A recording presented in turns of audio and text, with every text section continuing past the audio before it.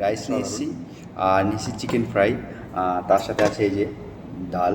তো আজকে এই দিয়েই খাওয়া দাওয়া হবে। তো চলো শুরু করা যাক আজ রাতের খাবারটা।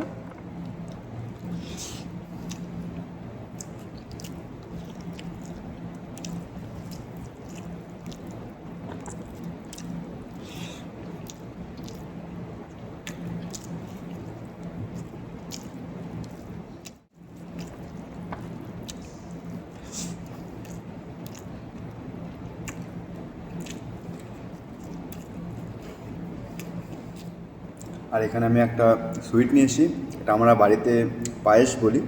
তো এখানে এটা নিয়ে এসেছি, তো তোমাদের এটাও টেস্ট করে বলবো এটা কেমন।